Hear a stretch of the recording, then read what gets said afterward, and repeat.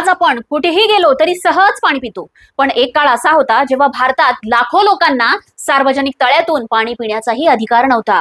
हो, हे खरं आहे आणि हे केवळ होत होतं त्या लोकांच्या जन्मामुळं. रायगड जिल्ह्यातील महाड शहरात एक तळं होतं. त्याचं नाव चवदार तळं. हे नगरपालिकेचं सार्वजनिक तळं होतं. 1924 मध्ये महाड नगरपालिकेने ठराव करून हे तळं सर्वांसाठी खुलं केलं होतं.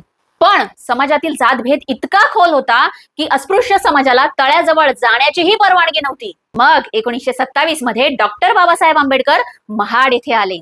20 मार्च 1927 मध्ये हजारो बहिष्कृत समाजातील लोकांची परिषद झाली. बाबासाहेबांनी लोकांना एक गोष्ट स्पष्ट सांगितली, अधिकार मागून मिळत नाही, ते मिळवावे लागतात. परिषद संपली आणि डॉक्टर बाबासाहेब आंबेडकर हजारो लोकांसह चवदार तळ्याकडे निघाले. तो क्षण साधा नव्हता. तो क्षण म्हणजे शतकानुशतकाच्या अन्यायाला दिलेलं उत्तर होतं. बाबासाहेबांनी चवदार तळ्यातून पाण्याचा घोट घेतला आणि त्यांच्यासोबत हजारो लोकांनी देखील ते चवदार तळ्याचं पाणी चाखलं. या घटनेनंतर जातीवादी शक्ती संतापल्या. त्यांनी अस्पृश्यांवर हल्ले केले. इतकंच नाही तर चवदार तळ्याचं शुद्धीकरण देखील काही लोकांनी केलं.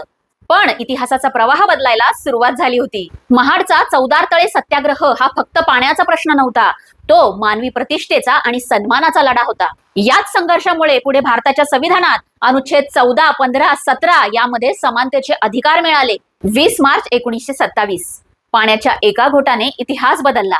आता एक प्रश्न तुमच्यासाठी, जर चवदार तळ्याचा सत्याग्रह झाला नसता तर?